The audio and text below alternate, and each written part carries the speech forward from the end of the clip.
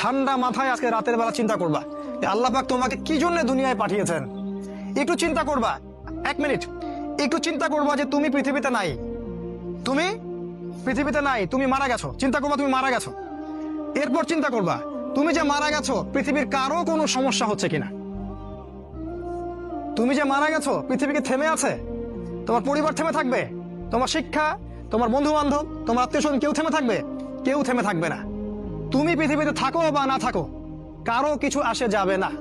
আল্লাহ পাক তোমাকে যে পৃথিবীতে রেখেছেন একটা সুযোগ খালি দিয়েছেন যাতে তুমি আল্লাহর দ্বীনের জন্য কিছু করতে পারো। এটাই আল্লাহ তোমার কাছে চান, আর কিচ্ছু চান না। আর কিচ্ছু আল্লাহ তোমার কাছে চান না। আল্লাহ চান তুমি একজন ভালো মানুষ হও, ভালো মুসলিম হও এবং দ্বীনের জন্য কিছু খেদমত করে পৃথিবী থেকে বিদায় নাও। এই দিন তুমি ছাড়াও বিজয়ী হবে ইনশাআল্লাহ।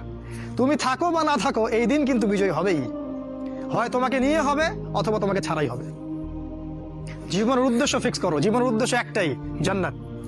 জান্নাত পাওয়ার জন্য যা করা দরকার তাই করতে হবে।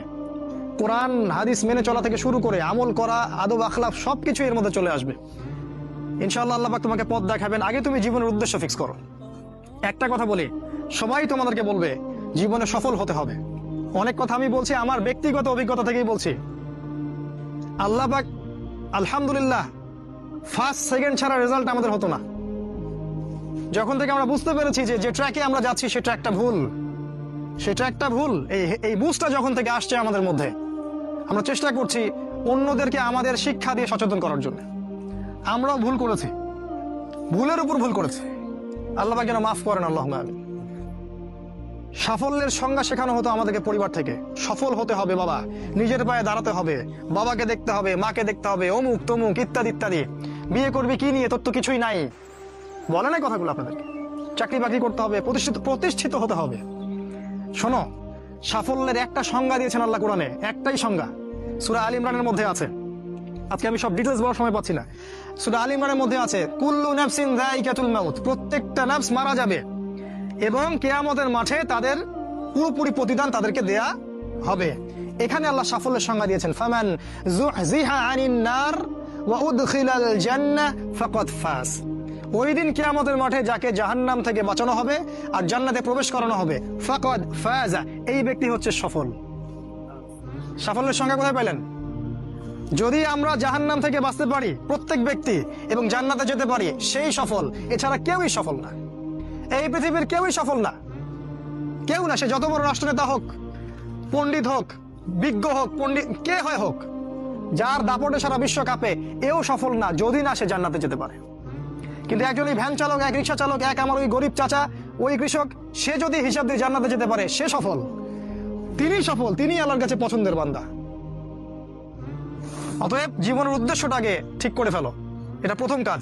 দ্বিতীয় কাজ, তোমাকে জ্ঞান অর্জন করতে হবে। দ্বিতীয় কাজ, কিসের জ্ঞান অর্জন করবে? যে জ্ঞান তোমাকে আল্লাহর দিকে নিয়ে আসবে সেই জ্ঞান অর্জন করতে হবে।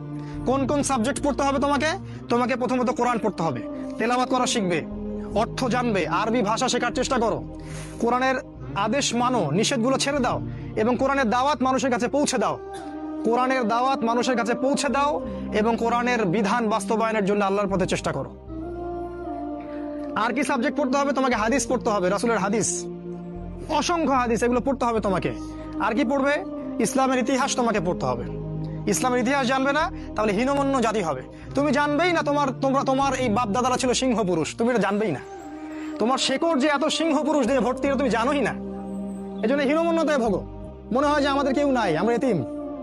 জি না, আমরা এই বিশ্ব শাসন করেছি 100 বছর আগেও। 100 বছর আগেও এই পুরো বিশ্ব আমাদের হাতে ছিল। এখন যা দেখছো এরকম অতীত এরকম ছিল না। একটা ওমরের হুঙ্কারে সারা বিশ্ব কেঁপে যাইতো। এক আলী রাদিয়াল্লাহু আনহু যদি জিহাদের মাঠে হুঙ্কার দিতেন, সমস্ত কাফের হৃদয় একদম দরদর করে কাঁপতে থাকতো। আমাদের সিংহ পুরুষ বাবারা দাদারা এরকম ছিলেন। আমরা এত হীনমন্য জাতি ছিলাম না। আজকে আমরা আমাদের পরিচয় ভুলে গেছি। ইতিহাস পড়তে হবে তোমাকে। আর কি পড়তে হবে? ইসলামের অর্থনীতি পড়বে। অর্থনীতি জানো না, তুমি হালাল হারাম বুঝতে পারবে না। ওরা তোমার সাথে প্রতারণা করে এমন হারাম ঢুকিয়ে দিবে তুমি বুঝতেই পারবে না এটা হারাম ছিল। ইকোনমিক্স পড়তে হবে, খুব ইম্পর্টেন্ট সাবজেক্ট এই জামানার জন্য।